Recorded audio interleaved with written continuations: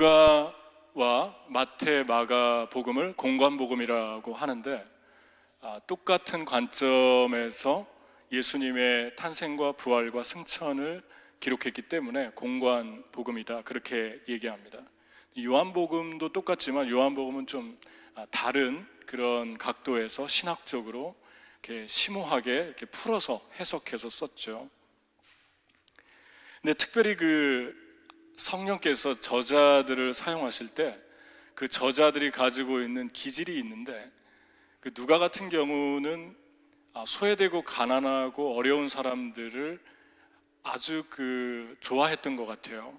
또 가리워진 사람들, 눈에 띄지 않는 사람들 이야기를 많이 적고 있는데, 나인성 과부의 자녀가 죽은 일이라든가 또 살리신 일, 그런가 하면은 또 예수님의 발에 향유를 부은 죄인인 한 여자, 이런 이야기들, 그리고 또 그 외에도 부자와 거지 나사로의 이야기들, 이런 이야기들이 누가복음에만 기록이 되어 있습니다.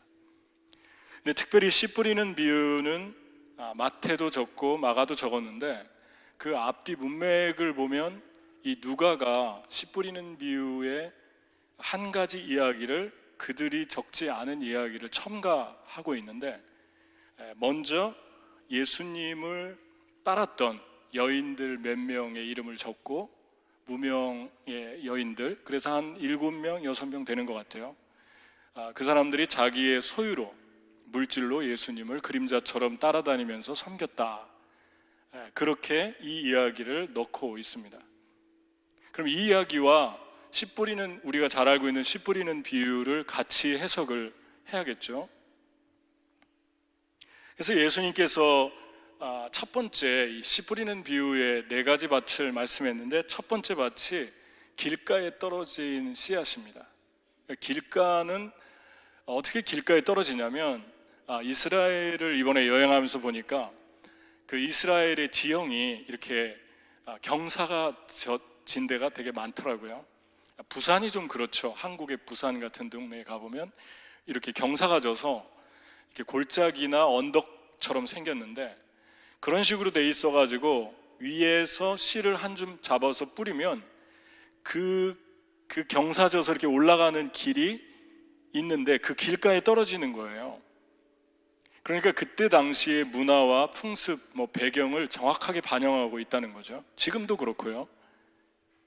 그래서 제자들이 물었습니다. 길가에 떨어지면 새들이 와서 먹어버린다, 그래서 열매를 못 맺는다. 그러니까 그 길가에 떨어진 씨는 어떤 걸 의미합니까? 물어보니까 예수님이 풀어줬죠. 해석까지 해줬는데, 그 새는 마귀고 말씀은 하나님 말씀이고, 그 말씀이 사람의 마음밭에 떨어지지 않으면 마귀가 와서 다 빼앗아 간다. 빼앗아 가면 2가지의 결과를 초래하는데, 빼앗아 감으로 믿지 못하고, 2번째 구원을 받지 못하게 된다, 이렇게 얘기합니다.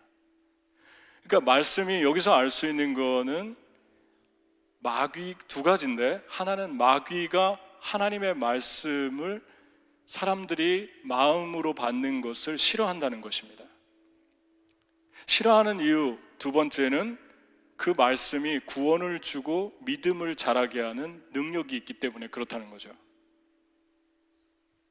그러니까 여러분, 하나님의 말씀이 마음에 떨어지질 않는다, 하나님의 말씀이 잘 들리질 않는다, 근데 그게 한두 번이 아니라 매번 그렇다, 그러면 구원받지 못한 사람입니다.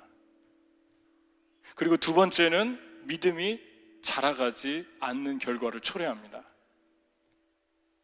그러니까 하나님의 말씀이 한 영혼을 살리는 구원의 능력이 있다는 거죠. 수단의 인테리어 메디컬 센터라는, 미션 메디컬 센터라는 곳에서 밥과 메리온이라는 바워스라는 분이 의료 선교사로 사역을 하는데, 수단의 한 청년이 뱀에 물렸어요. 근데 뱀에 물리면 보통은 그날 죽는데, 제3세계에서 많이 일어나는 일이죠. 그 사람이 4일 동안 살았고 5일째 기적같이 정신을 차렸습니다. 혼수 상태에서.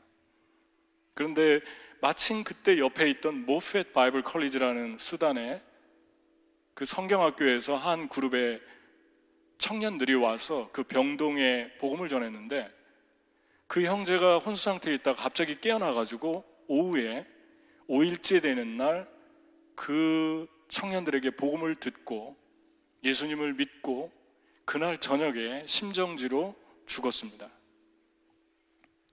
그러니까 하나님이 놀라운 일을 계획하신 것을 우리가 보게 됩니다.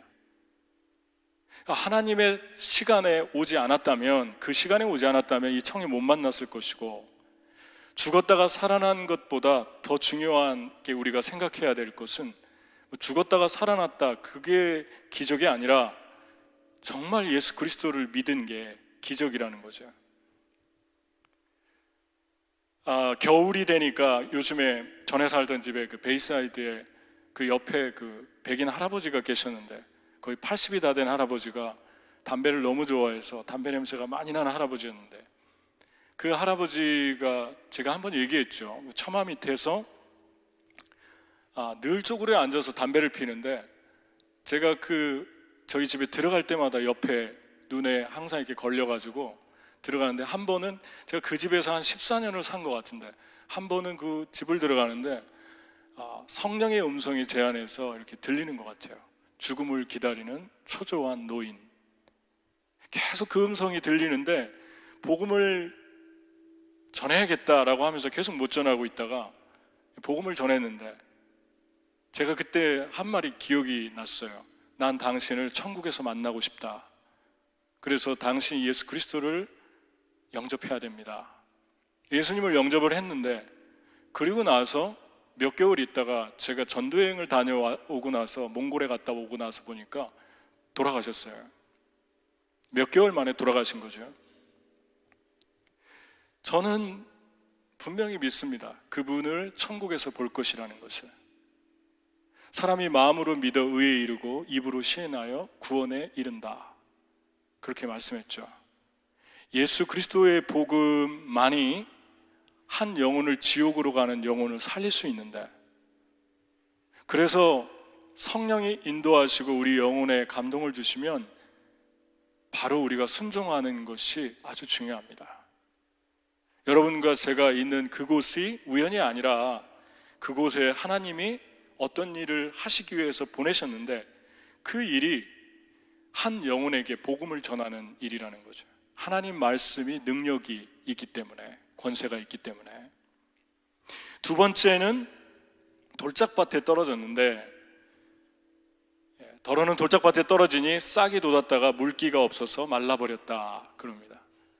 이게 무슨 말입니까? 물어보니까 돌짝밭에 떨어졌다는 것은 말씀을 들을 때 말씀을 기쁘게 받아들이지만 뿌리가 없으므로 잠시 있다가 시련의 때가 오면 떨어져 나가는 사람들이다. 떨어져 나갔다는 것은 여러 각도에서 생각해 볼 수 있는데, 세상으로 갔다라고도 볼 수 있습니다. 나무에서 가지가 떨어져 나갔다. 그러니까 뿌리가 얼마나 중요한지 아시겠죠? 뿌리가 없어서 그랬다는 거예요. 물기가 없는 건 뿌리가 물을 빨아들이지 못했다는 거죠. 여러분은 뿌리가 있습니까? 뿌리는 뭘까요? 뿌리에 몇 가지 특징이 있는데, 그 땅 속에 있는 무기 영양분과 물을 흡수해서 줄기와 그 싹으로 보내게 되죠. 자기 그 줄기의 통로를 통해서, 세포 통로를 통해서. 심는 건 농부가 심지만 뿌리를 내리고 물을 빨아들이는 것은, 영양을 공급하는 것은 그 싹 자체가 해야 되는 일이죠. 그러니까 예수님이 우리를 구원해 주었는데, 구원해 주면 뿌리가 물 쪽으로 향하는 것이지 물이 뿌리로 찾아오지는 않습니다. 다시 말하면 구원받은 영혼들은 계속해서 하나님의 말씀과 은혜에 대한 뿌리를, 그 은혜에 대한 뿌리를 그쪽으로 향한다는 것입니다. 그래서 자기도 모르는 사이에 본능적으로 은혜를 사모하는, 은혜의 자리, 생명의 자리, 물은 성령이고 말씀이고 은혜잖아요. 그 은혜의 자리를 향해서 나가는 거죠. 계속 영양분을 공급받아야지 사니까. 뿌리는 보이지 않죠. 뿌리가 뭘까요? 보이지 않는다는 거죠. 그러니까 하나님을 위해 사는데 자꾸 자기를 드러내고 나타내면 그 겉으로 나타난 모습은 화려한데 어느 날 쓰러질지 모르는 거죠. 뿌리 관리를 안 하면. 그러니까 겉으로 볼 때 사역을 잘하고 화려해 보이는데 어느 날 무너지는 게 이 뿌리 때문에 그런 거죠. 보이지 않는 부분은 신경 쓰지 않았다는 것입니다. 하나님과 나만 알고 있는 그 비밀, 드러내지 않는 감추어진 헌신들이 여러분과 저의 내면을 견고하게 해줍니다. 삶의 비바람이 불어와도 견고하게 우리를 지탱해 준다는 거예요. 주님과 나만 아는 은밀한 은혜들, 헌신들, 봉사들이 우리에게 얼마나 중요한가. 좀 남겨놔야 돼요. 다 드러내지 말고 감춰놔야 됩니다. 그 다음 뿌리는 어떤 것입니까? 뿌리는 이 깊이를 말하는데, 이 깊이는 첫 번째, 이 깊이의 첫 번째 특징은 어려운 시간에도 같이 있는 거죠. 그러니까 이 돌짝밭의 이 씨앗은 결정적인 게 어려울 때 그냥 견디지 못하고 바짝 말라버린 거죠. 여러분, 탕자가 아버지 살아있는데 유산을 받아가지고 집을 나갔잖아요. 집을 나가가지고 그 돈 다 뿌리고 썼는데 다 떨어지고 나니까 먹을 것이 없어서 쥐엄 열매, 돼지 먹는 열매로 배를 채우려고 하는데, 그때 탕자가 뭐를 발견했냐면 누가복음 15장 16절을 보면 같이 한번 읽어볼까요? 그가 돼지 먹는 쥐엄 열매로 배를 채우고자 하되 주는 자가 없는지라 그랬습니다. 주는 자가 없는지라라고 한 것은 자기가 돈 있을 때 뿌리고 베풀었던 거 좀 그 사람들이 도와줬으면 하는데 돈이 없으니까 아무도 찾아오질 않는 거예요. 그리고 나서 아버지 집이 생각났고 아버지 집에 돌아갔는데 아버지는 정반대입니다. 뛰어와서 돈 하나 없이 다 허랑방탕에 날렸는데 뛰어와서 입을 맞추고 옷을 입히고 송아지를 잡고 음악을 틀고, 그때 처음으로 탕자가 아버지의 뿌리를 보았죠. 아버지의 사랑의 깊이를 보았습니다. 여러분, 아버지의 사랑의 깊이를 보면 나와 아버지와의 관계, 나와 사람과의 관계가 달라지죠. 사랑이 다 사랑이 아니죠. 깊이 있는 사랑이 있고 얕은 사랑이 있죠. 깊이 있는 사랑은 쉽게 사랑하고 쉽게 밀어내지 않습니다. 쉽게 껴안고 쉽게 쳐내지 않는다는 거예요. 깊이 있는 사랑은 깊이 있는 사랑을 경험할 때만 나오는 것입니다. 아버지의 사랑을 깊이 경험할수록 나와 사람과의 관계에 사랑을 맺는 방법이, 관계가 깊어진다는 거예요. 달라진다는 것입니다. 우리는 사랑이라고 하는데 그 사랑이 어떨 땐 너무 좀 천박한 것 같아요. 금방 사랑했다가 금방 떠밀고, 금방 껴안았다가 금방 차버리고, 그리고 금방 죽을 것 살 것 같이 하다가 증오하고 미워하고. 왜 그렇습니까? 뿌리가 없는 거죠.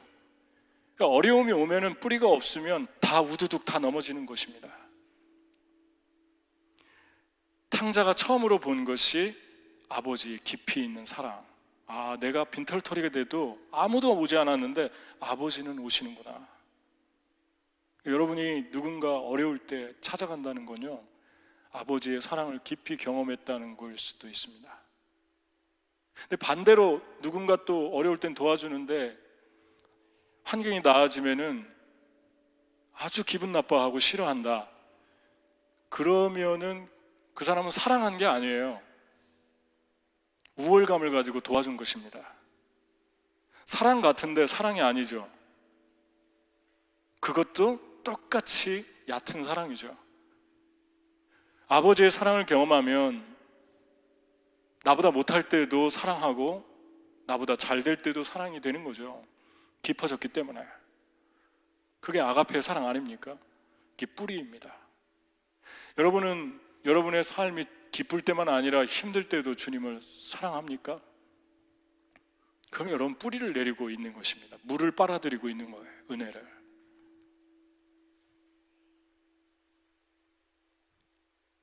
그 다음에 또 하나, 깊이 있는 사랑은 거절감을 당해도, 거절감을 주어도 거절받지 않는 것입니다. 여러분, 그 수로보니게 여인이, 가나안의 한 여인이 시돈 지역에서 예수님께 자기 딸이 귀신 들렸다고 고쳐달라고 했는데 예수님이 그 여인을 시험했죠. 예수님의 시험 중에 이런 시험이 있습니다. 어떤 시험입니까? 나는 자녀들의 떡을 취해서 개들에게 주지 않는다. 거절감의 시험이죠. 거절감의 시험을 왜 줬다고 그랬죠? 제가 전에 말씀드렸죠.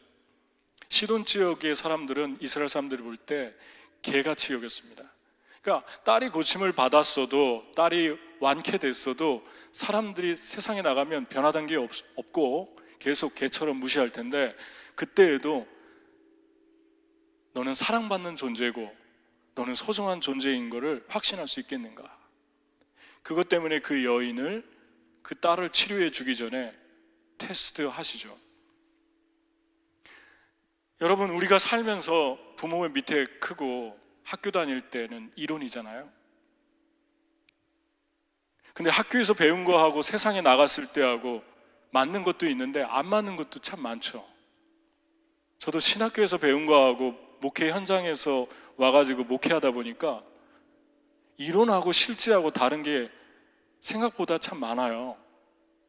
분명히 이렇게 교수님들한테 배웠는데 실제는 그렇지 않아요. 학교 선생님이 여러분 격려해주고 위로해주고, 부모님은 여러분 온실의 화초처럼 그렇게 대해줘요. 근데 세상에 나가면 그런 사람들 별로 기대하지 않는 게 좋잖아요. 견제하고 경쟁하고, 가장 참기 어려운 것 중에 하나가 무시하는 거죠. 나는 괜찮다고 생각했는데 아무것도 아닌 것 같고, 별 볼 일 없는 사람 같고, 실력 있는 사람들이 너무 많고, 그러면은 아주 사람이 무기력해집니다. 아, 나는 루저구나, 나는 페일리어구나, 그 생각이 몰아쳐오기 시작하죠. 그러면 아무것도 하기 싫어지는 거예요. 내가 아무것도 아닌 것 같은 생각이 들 때, 그때 큰 거절감의 파도가 우리의 영혼에게 다가오죠. 그 속에서 나는 존귀한 자고 하나님 나를 사랑하고 나는 세상에 하나밖에 없고 하나님 나와 함께 하시는 특별한, 아주 특별한 존재다라고 할 수 있겠느냐? 그게 뿌리입니다. 그 뿌리가 없으면 그냥 상황이 나를 규정하는 대로 내 몸을 맡기고 내 삶을 맡기는 거죠. 아무것도 아닌 것처럼 대하면 내가 아무것도 아닌 사람이 된 거죠. 아무것도 아니었을 때 나오는 행동과 반응들은 비참한 거죠. 내가 사랑스럽지 않고 아무것도 아닌 존재인데 누구를 사랑하고 누구를 내가 존중하고 누구를 만나고 싶겠습니까? 여러분, 이게 뿌리죠. 여러분, 뿌리가 있습니까? 이 뿌리가 있을 때 그 뿌리를 통해서 여러분이 물기를 계속 공급받을 수 있고 열매를 맺을 수가 있습니다. 그 다음에 네 번째는 회개입니다.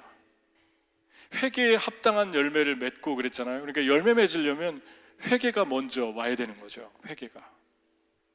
회개하고 있는가? 근데 합당한이라는 말이 악시오스라는 헬라어인데, 그 유래가 아고라는 동사에서 왔죠. 가져오다, 데려오다. 그러니까 하나님께 계속해서 회개하고 있는가? 현재형으로 되어 있습니다. 내 죄를 회개하고 있는가? 그러면 열매를 맺는다. 여러분, 회개하려고 할 때 가장 회개를 방해하는 게 뭘까요? 회개해봤자 또 죄질 거니까, 변하지 않을 거니까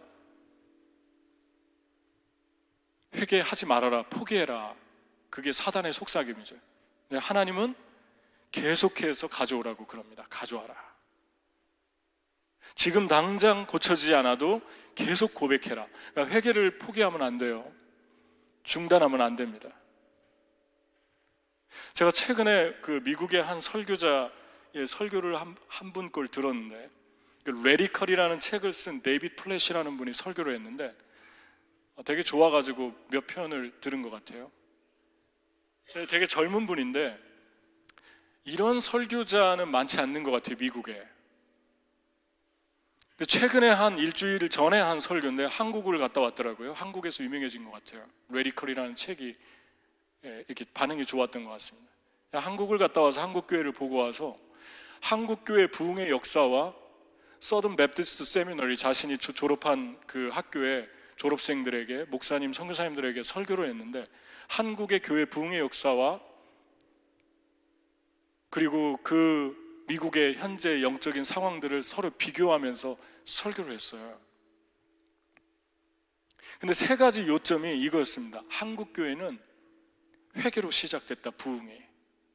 하나리 미랄이 돼서 죽어야 된다, 우리도. 첫 번째, 뭐가 죽어야 되느냐? 죄가 죽어야 된다. 죄를 회개해야 된다. 왜 우리는 회개하지 않을까? 왜 미국은 마지막 눈물을 흘리면서 회개한 적이 당신의 삶 속에서 언제인가? 죄를 짓고 너무 고통스러워서 그것 때문에 눈물을 흘리고 회개했는가? 죄가 죽어야 된다, 그렇게 얘기했고, 두 번째, 당신 자신이 죽어야 된다 그랬어요. Die yourself. 당신 자신을 부인하는가? 세 번째, 세상적인 방법으로 사는 거 죽어야 된다. 그러면서 한국의 평양의 부흥, 회개가 일어났던 선교사와 교회 성도들의 회개, 손양원 목사님 아들 죽인 사람 양자 삼은 이야기, 한국 교회에 6만 명이 넘는 교회 자신이 초대됐는데 그런 교회가 한국에 수두룩하다. 자기 친구 그 교수님이 한국에 초청받았는데 새벽에 일어나서 4시에 종합운동장에 사람들이 몰려드는데 깜짝 놀라가지고 깨가지고 물어봤대요. 그 로비에 웨이터한테, 거기서 일하시는 분들한테. 이게 왜 새벽에 무슨 경기가 있냐고. 그러니까 이게 새벽 기도 나오는 사람들의 무리라고. 그러면서 한국이 받은 순교자들, 일본과 공산주의 치하의 신사참배를 견뎌낸 거, 그래서 한국에 이런 부흥이 일어났다, 그 얘기를 쭉 하셨어요. 그러면서 미국 교회는 회개해야 된다. 우리의 기도는, 자신이 어렸을 때 부모님을 따라서 수요기도에 갔는데 너무 지루해가지고 기도가 힘도 없고 중얼중얼 거리는데, 한국 교회는 나오자마자 주여 삼창 하고 크게 기도하는데 자기 영혼이 흔들리는 그런 느낌을 가졌다, 그런 칭찬을 했어요. 처음부터 끝까지 한국 얘기였어요.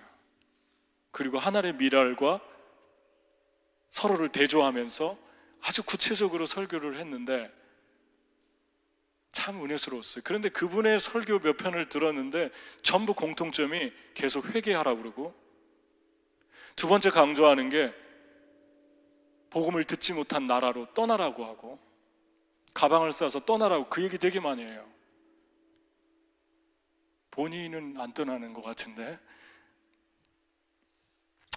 하여튼 되게 은혜스럽습니다. 여러분, 열매를 맺는다는 것은 회개부터 시작하죠. 하나님의 교회에 와서 여러분이 지은 죄 때문에 통곡하고 눈물을 흘린 마지막 순간이 언제였습니까? 여러분과 저는 회개해야 됩니다. 여러분, 죄는 한 번에서 시작하는 것 같아요. 아담과 하와가 따먹은 열매가 단수로 나와 있습니다. 한 개 먹었는데 온 세상에 죄가 들어왔어요. 테러와 전쟁과 음란과 폭력과. 요즘은 그런 것도 있다면서요. 사람들이 유튜브를 통해서 먹는 걸 보면서 이거 먹어라 저거 먹어라, 수십 그릇을 먹게 하고, 로마의 원형 경기장에서 사람들이 짐승과 싸워서 크리스찬들 죽이면서 박수치고 함성 지른 거하고 똑같은 짓입니다. 회개해야 돼요. 로마가 망할 때 3개 때문에 망했잖아요. 하나는 목욕탕 문화, 또 하나는 먹고 토하는 먹는 문제, 또 하나는 원형 경기장. 로마가 가는 곳에 이 세 가지가, 로마가 점령하는 땅마다 이 세 가지가 항상 따라갔습니다. 여러분, 다른 사람들이 치고받고 싸우는데 그거 보면서 즐거워하고 기뻐하고 익사이링하고, 그것 때문에 운 적 있나요? 우리 눈물 흘리면서 교회 와가지고 집에 돌아간 적 있나요? 우리 형제들 회개해야 됩니다. 그런 거 쳐다보지도 말아야 됩니다. 얼마나 잔인한 것입니까? 상대방은 배가 터져 죽어가는데 그걸 보고 쾌락을 느끼고. 한 번이었죠. 소돔과 고모라 성을 탈출하면서 천사가 하도 미적거리니까 밖으로 던져버렸는데, 던져가지고 뒤를 돌아보지 말라고 그랬는데 딱 한 번 바라봤는데 소금 기둥으로 굳었잖아요. 한 번이었는데, 사과가 아니죠. 무슨 과일인지는 모르겠어요. 딱 하나 먹었는데 그 하나가 엄청난 결과를 초래했습니다. 예수님이 딱 한 번 십자가에 죽었는데 그 한 번 순종으로 온 인류가 살아나잖아요. 지옥문이 열리고 천국으로 옮겨지잖아요. 한 번인데, 은혜도 한 번이고 죄도 한 번입니다. 나다니엘이 빌립 따라서 예수님께 오자고 하니까 나사렛에서 무슨 선한 게 날 수 있냐고 하다가 따라왔는데, 그날 주님을 만났고 나의 주 나의 하나님이라고 고백했죠. 그리고 나서 나다니엘 이름이 요한복음 1장에 나타나는데, 요한복음 21장까지 시간적인 갭이 3년입니다. 예수님 부활해가지고 갈릴리 바닷가에서 배 타고 있는 제자들에게 나타났는데, 그 배에 타고 있는 사람이 7명이었어요. 베드로, 시몬 베드로와 디두모라 하는 도마와 나다니엘과 세베대의 아들들과 함께 있더니, 그 7명 이름 중에 나다니엘이 들어가 있잖아요. 빌립이 사정사정해서 데려간 게 한 번이었어요. 나하고 딱 한 번만 가자고, 예수님께. 여러분이 전도하는 영혼 딱 한 번만 가자고, 그렇게 해서 한번 데려오면 좋을 것 같아요. 그 한 번이 평생, 이번 주 딱 한 번만 가자고. 은혜도 한 번이고 죄도 한 번입니다. 한 번도 용납하지 말아야 돼요. 저도 여러분도 회개해야 됩니다.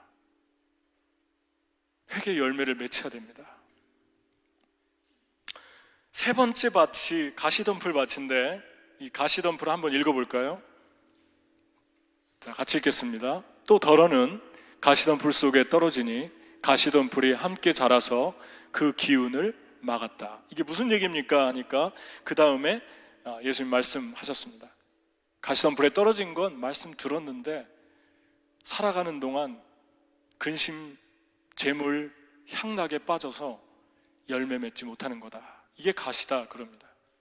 근심과 향락에 빠졌나 안 빠졌나 보려면, 내가 재물에 붙들렸나 안 붙들렸나 보려면 근심과 향락에 빠졌나 안 빠졌나 보면 되는 거예요. 보통 향락이나 근심은 돈에서 시작됩니다. 재정. 여러분, 예수 믿는 사람들도 재정이 약해지고 좀 어려워지면 걱정되는 건 사실이죠. 그런데 걱정되다가도 예수 믿는 분들은 다시 하나님을 의지하고 기도하고 믿음으로 하나님께 나가면서 주님이 지혜 주시면 찾고, 그러면 다시 평안이 회복됩니다. 그런데 하나님을 믿지 않으면, 가지면 그거 가지고 향락으로 쓰고 없으면 근심해서 살아가기 힘든 그런 일들이 나타나는데, 재물이 주인 되고 본인이 노예가 됐기 때문에 그렇죠. 아까 말한 여기 수산나나 요한나나 막달라 마리아, 7 귀신 되었다가 쫓겨난 온전케 된 분들을 보십시오. 한 7명 되는데, 이분들이 가진 소유로 섬겼다고 하는데 몇 년 동안 섬겼냐면, 갈릴리 여인들인데 예루살렘에 예수님이 죽을 때까지 따라와서 무덤에 와서 향유가 300데나리온이거든요. 300데나리온이면 노동자의 300일 노동, 1년을 벌어야지 벌 수 있는 엄청난 금액인데 그 비용을 이 7, 8명이 다 댄 거예요. 이것만 된 게 아니라 예수님 처음 시작부터 자기들의 소유로 섬겼다 하니까 예수님의 모든 경비를 다 댄 것입니다. 한번 생각을 해볼까요? 그때 당시에 한 사람이 조금 약하게 덜 먹는다 하면 한 끼에 300g을 먹어야 되는데 그 300g의 빵을 이 여인들 것까지 예수님의 제자 12명, 예수님 13명, 여인들 7명, 한 20명 잡고 한 데나리온씩 하면은 하루에 20데나리온이 한 끼에 필요하니까 3끼 안 먹고 2끼 먹었다고 칩시다. 그럼 하루에 얼마가 필요하죠? 40데나리온이 필요한데 곱하기 3년 하면 얼마일까요? 모르는군요. 43,800데나리온. 한국 돈으로 환산하면 한 데나리온에 32,900원이니까 8억 7,600만 원이에요.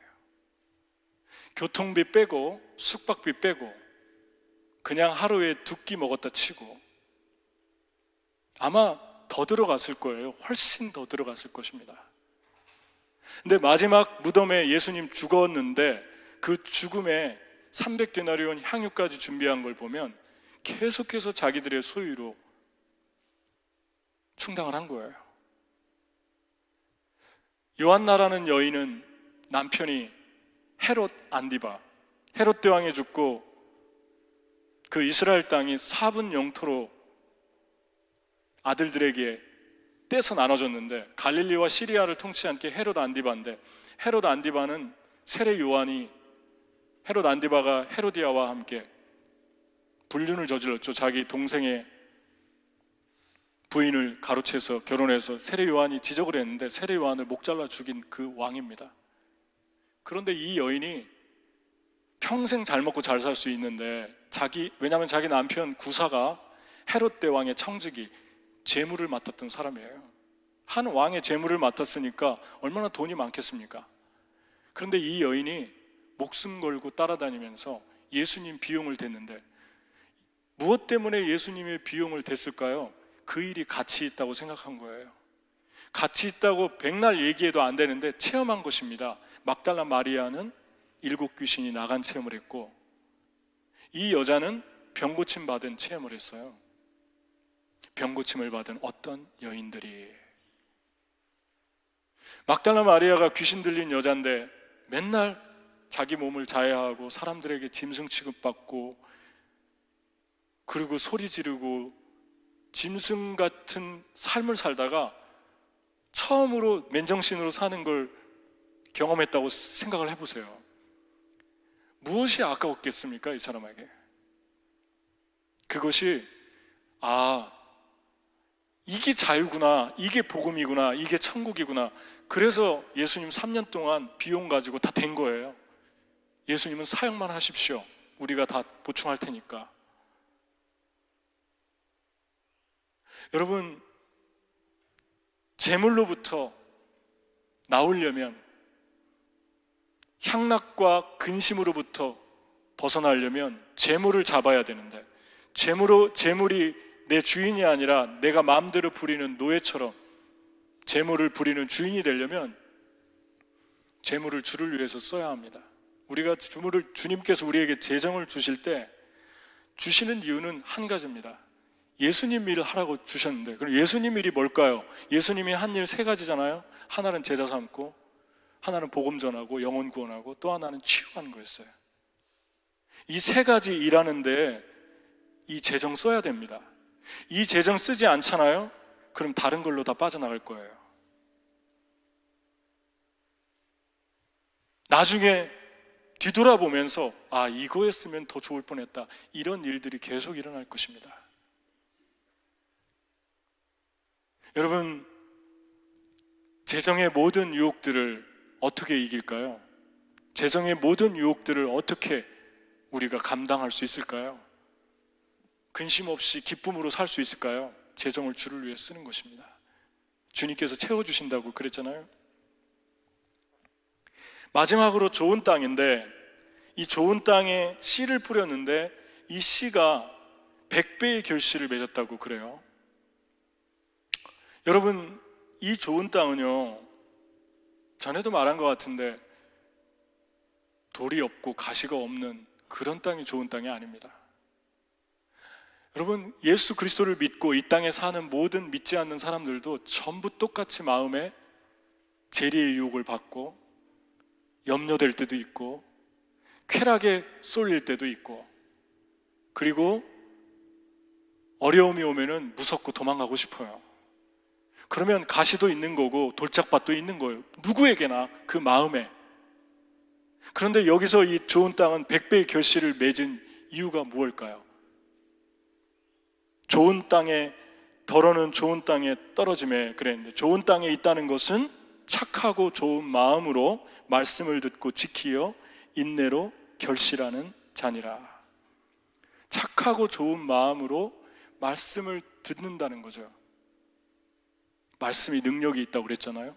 그러니까 말씀을 들으면 그 말씀이 결실을 맺게 해준다고 그럽니다. 이 헤로데 청지기 구사의 아내도 시련이 왔지 않습니까? 헤롯 안디바에게 죽을 수도 있고 고통을 당할 수도 있고 직장을 잃을 수도 있는데, 그런 시련이 와도 계속 예수님을 평생을 따랐잖아요. 중단하지 않았어요. 그게 가시덤불을 해치고 돌짝밭을 해치고 100배의 결실을 맺은 거죠. 마리아도, 그 외에 다른 여인들도 똑같이 유혹받는데 그렇게 드러낸 것을 우리가 보게 됩니다. 특별히 여러분의 삶에서 열매를 맺히고 있습니까? 여러분의 삶에 100배의 결실을 맺히고 있나요? 열매가 뭘까요? 성경에서 열매를 5, 6가지로 크게 정의하고 있는데, 첫 번째는 한 영혼의 인격이 변화되는 것. 사랑, 희락, 화평, 온유, 인내, 양선, 충성. 인격적인 변화를 의미하죠. 예수님 믿는데 언제부턴가 인격이 바뀐다, 열매 맺고 있는 거예요. 두 번째, 예수 믿고 구원받는 한 영혼들, 한 영혼이 있는 것. 바울이 그랬잖아요. 또 저희 집에 있는 교회에도 문안하라. 내가 사랑하는 에베네도에게 문안하라. 그는 아시아에서 그리스도께 처음 맺은 열매니라. 예수 믿고 구원받은 에베네도, 이 사람을 열매라고 그럽니다. 세 번째, 목자 없는 양들을 위해서 기도해라. 추수 일꾼을 보내달라고. 목자 없는 양들이, 방황하는 양들이 예수님 믿고 말씀을 받고 온전히 서가는 거 열매죠. 또 하나, 예수님은 이렇게 얘기했습니다. 너희가 열매 많이 맺으면 내 아버지께서 영광 받고 너희는 내 제자가 되리라. 제자와 열매 맺는 걸 동일선상에 두셨습니다. 그러니까 제자가 한 명 탄생하면 열매 맺는 거죠. 우리 교회에서 최근에도 몇 사람이 떠났는데, 캘리포니아로 가고 한국으로 가고 그랬는데, 그들이 열매입니다. 제자가 돼서 떠났기 때문에. 이 자리에 없어서 아쉽고 서운하지만, 하늘나라의 관점으로 본다면 얼마나 하나님이 기뻐하실까, 그런 생각이 듭니다. 여러분, 입술이 변화돼서 그 입술에서 찬양을 드리고 원망과 불평이 변해서 찬양하는 거, 그게 열매라고 그럽니다. 여기서 한 가지, 두 가지로 크게 열매를 나누신다. 하나는 한 영혼이 구원받고, 두 번째는 구원받은 영혼이 성화되는 게 열매라고 그럽니다. 여러분과 저를 통해서 이런 일들이 일어나고 있는가? 그러면 열매를 맺히고 있는 거죠. 한 가지 여기서 생각해 볼게, 제가 아까 데이비 플랫 목사님의 얘기를 했는데, 처음부터 끝까지 그 서던 베프티스트 세미나리에서 설교하면서 한국을 칭찬하는데, 듣다 보니까 되게 민망했어요. 저는. 여러분, 캘리포니아의 교회가 1,400개가 넘습니다. 한국 교회만 1위예요. 2위가 어딘 줄 아십니까? 2위가 뉴욕인데 460개가 넘습니다. 2012년에 452개였으니까 지금 더 많아졌겠죠. 3위가 늦어집니다. 246개, 한국교회만. 4,000개가 넘는 거예요. 미국에 존재하는 한국교회만. 한국 안에 있는 교회가 56,000개입니다. 몽골의 교회가 몇 개 있는 줄 아십니까? 650개. 크리스찬 인구의 퍼센테이지는 2%가 조금 안 됩니다. 예멘 0.05% 크리스찬. 아프가니스탄 0.08%. 북한 전무합니다. 저에게 처음 개척할 초기부터 몇 분이 그런 얘기를 했어요. 지교회를 내라고. 미국에 웨체스터에다 내고 시카고에다 내고 MMC로 하지 말고 CMC로 하고 웨체스터는 WMC로 하자고. 제가 이런 지하에 거절했어요. 뻐기느라고 거절한 게 아니라 제가 이런 얘기했습니다. 예멘은 0.05%, 아프가니스탄은 0.08%, 몽골은 2%밖에 안 되는데 왜 우리는 그들에게 관심을 갖지 않는 것입니까? 여기는 이렇게 교회가 많은데 또 하나를 세워서 어쩌겠다는 것입니까? 있는 교회의 영혼들 한 분 한 분을 더 강하게 하고 사역자들을 강하게 하는 건 의미가 있지만 음식점처럼 체인점처럼 교회를 또 하나 내는 건 자기를 드러내는 거 아니에요? 물론 모든 것을 다 그렇게 극단적으로 얘기할 수는 없겠다고 생각합니다.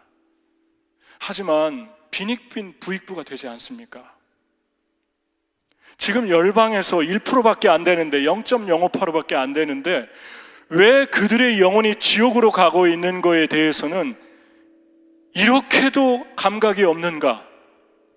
이렇게도 눈물이 없고 메말랐는가? 왜 우리는 그들이 지옥으로 가는데 아무런 영혼의 슬픔이 없는가? 너무너무 답답했어요. 그 얘기를 들을 때마다. 그래서 노했습니다. 아니요, 안 했으면 좋겠습니다. 교회는 체인점이 아닙니다. 여러분, 한국교회에서 최근에 한국교회 시급한 문제, 오늘은 한국 얘기를 좀 하려고 하는데 한국교회 가장 시급한 문제를 설문조사를 했는데 가장 첫 번째 문제 32.1%가 뭐가 나온 줄 아십니까? 교회다움, 목사다움, 성도다움을 회복했으면 좋겠다. 민망하지 않습니까, 여러분? 너무 많은 교회가 있고 이렇게 지켜 세우고 칭찬을 하는데 근데 어떻게 보면 소망이 있는 것 같아요. 한국교회 성도들이 교회다움을 회복했으면 좋겠다. 성도다움을 회복했으면 좋겠다. 교회에서는 크리스찬인데 세상에 나가면 아니고 순결도 거룩도 하나님 닮고자 하는 몸부림도 관심이 없는 거예요. 세상 사람들 다 하는 거 다 하면서 사는 거예요. 아무거나 먹고 아무거나 보고 아무렇게나 자고 그런데 회개하지 않아요. 주님 무서운지 모르는 거죠. 한 번 본 걸로 소금기둥 된 거를 심각하게 생각하지 않습니다. 한 번인데 한 번만 더 할게요. 주님 딱 한 번만 눈 감아주세요. 오늘 하루만.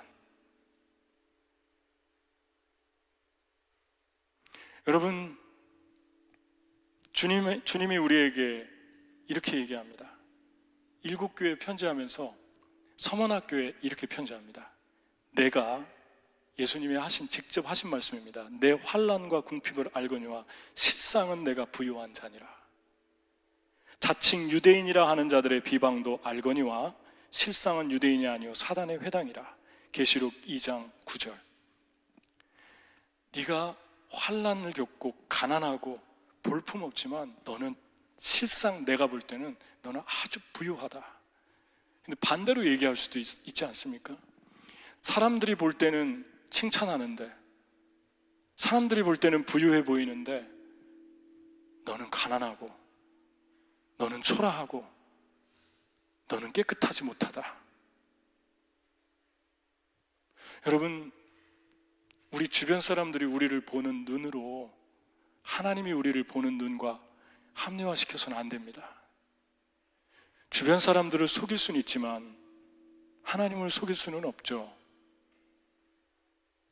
주변 사람들이 우리를 볼 때 거룩하게 보고 신실하게 보고 깨끗하게 보지만 하나님이 우리를 볼 때 난 네가 깨끗했으면 좋겠다. 난 네가 세상적인 방법으로 안 살고 세상의 모든 정과 욕을 십자가에 못 박았으면 좋겠다. 나는 네가 기도했으면 좋겠다. 나는 네가 제일 먼저 일어나서 내 말씀을 펴고 말씀으로 샤워부터 하면 좋겠다. 육신의 샤워를 하기 전에. 그게 주님이 우리에게 주시는 메시지일 수 있다는 것입니다. 여러분, 씨 뿌리는 비유를 주신 목적이 뭐라고 생각하세요? 마지막으로 이 얘기만 하고 마치겠습니다. 제가 씨 뿌리는 비유를 왜 주셨을까를 생각했는데 두 사람들에게 주신 거예요. 이걸 듣는 사람들이 하나는 청중, 아무런 동네에서 다 온 사람들이고 그 다음 제자들이 있었어요. 두 그룹의 무리가 있었어요. 그 청중들이 왜 주었냐면요, 제가 한 가지 생각났어요. 이 말씀을 준비하다가. 제가 19살 때 예수님을 믿었는데 믿자마자 성경 잘 모르는데 주일학교를 맡았고, 주일학교를 하는데 주일학교에 가장 문제 있는 애들, 그 부모님은 직분자인데 그 애들이 너무 뺀질거리면서 말도 안 듣고 뭐라고 하면은 엄마 아빠 앞세우고 그런 애들이 몇 명 있는데 그 3학년 아이들이었어요. 초등학교. 그 3학년 아이들이 다 나가고 한 2명, 3명 남았는데 저한테 맡겼어요. 근데 성경 공부할 자리가 없으니까 건물이 있는데 그 건물 외곽에 코너에서 애들을 앉혀놓고 제가 그냥 야외에서 이렇게 말씀을 가르쳤는데, 안 그래도 말을 안 듣는데 예배가 끝나면 어른들이 우르르르 나오니까 그냥 집중도 안 되고 난리예요, 애들이. 그런데 하도 말을 안 들어서 이 말씀을 가르쳐 줬어요. 말씀 제대로 안 들으면은 새들이 와서 다 먹는다고 그랬다. 마귀들이 다 뺏어간다. 또 말씀 안 들으면은 가시가 난다. 이 비유를 얘기했는데 그게 터닝 포인트였어요. 그 말씀을 듣고 그 다음부터 애들이 눈에 초점이 들어가고, 아침에 1시간 전에 나오라고 하니까 1시간 전에 나와서 주일날 예배 시작하기 전에 우리 교회 안 나오는 애들 동네 돌면서 문 두드려가지고 다 데리고 오자.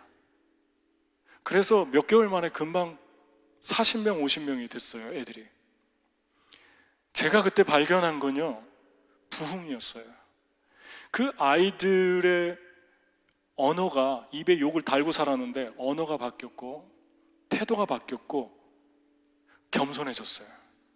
툭 하면은 부모님한테 잃을 것처럼 그러던 애들이 얼마나 겸손해졌는데, 우리 아버지 장로님인데, 우리 엄마 집사님, 우리 아빠 목사님인데, 이런 태도로 나오던 애들이 얼마나 겸손해졌는지 몰라요. 그들의 영혼의 삶을 열매 맺게 한 것이 무엇입니까? 두 가지 변화가 있잖아요. 하나는 인격적인 변화, 하나는 영혼들을 데려오는 변화. 이 두 가지 열매가 최종적인 열매라고 그랬는데, 그 결정적인 이유가 무엇입니까? 말씀이에요. 그래서 하나님이, 예수님이 이 말씀을 주신 거예요. 두 번째, 제자들에게 주셨어요. 듣는 자의 입장이 아니라 뿌리는 자도 이 말을 들으라고 하는 거예요. 너희가 말씀을 뿌릴 때 4개의 사람 중에 한 사람만 열매를 맺을 것이다. 나머지 3사람이 너희들의 진을 뺄 것이다. 길가에 떨어지고 가시가 나서 자라가다가 갑자기 원점으로 돌아가서 딴소리하고 세상으로 가버리고 물질의 탐욕에 빠지고 세상의 정욕에 빠지는 일들이 다반사로 일어날 것이다. 그러나 너희는 실망하지 말아야 된다. 왜냐하면 한 개의 밭이 있다. 그 한 개의 밭에 제대로 떨어지면 100배의 결실을 맺는데 그 한 개가 나머지 3개도 바꿀 것이다. 그게 제자들에게 주신 소망입니다. 여기서 씨가 단수로 나와 있어요. 뿌리는 사람 단수로 나와 있어요. 하나예요. 여러분, 조금 전에 얘기했죠. 한 번 본 것 때문에 소금 기둥이 됐다고.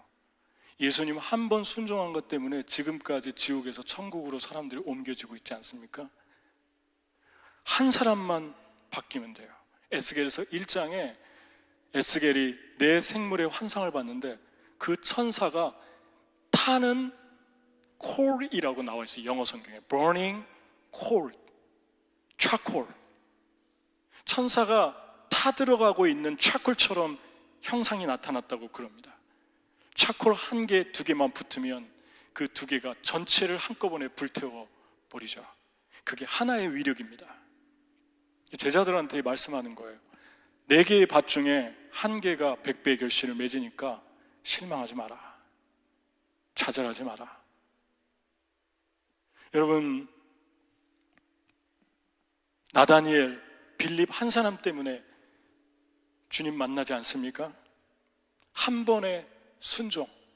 여러분, 전도할 때 그렇게 하면 좋겠어요. 그냥 딱 한 번만 소원을 들어달라고, 한 번만 교회가 갔으면 좋겠다고, 한 번만 이 기도회에 한 번 나가달라고, 수요 기도회에 한 번만 가자고, 딱 한 번만 가자고, 다음 주부터 오지 말라고. 한 번. 그 사람이 나다니엘이 될 수 있어요. 딱 한 번만 이 기도 모임에 가자고. 여러분과 제가 무너지잖아요. 나 무너지면은 다른 사람 많은데, 그게 아니고 이렇게 생각해야 됩니다. 나 하나가 무너지면 내 옆에 남편이 무너지고, 나 하나가 무너지면 내 자식들이 무너지고, 내 하나가 무너지면 교회가 무너지고, 내가 무너지면 내가 만나는 모든 사람이 무너지고, 내가 영적으로 무뎌지면 나를 알고 있는 모든 사람들이 무뎌진다. 그런데 내가 살면 내 옆 사람이 살고, 친구가 살고, 가족이 살고, 그리고 내가 밟는 땅이 살고, 열방이 살아날 것이다. 여러분, 씨는 단수로 나와 있습니다. 한 개. 뿌리는 사람도 한 사람. 주님이 원하는 건 뿌리는 자가 되라, 그리고 듣는 자가 되라. 그게 이 비유의 목적입니다. 여러분, 몇 번째 밭에 있습니까? 첫 번째입니까? 두 번째입니까? 세 번째입니까? 네 번째입니까? 우리 같이 기도하겠습니다.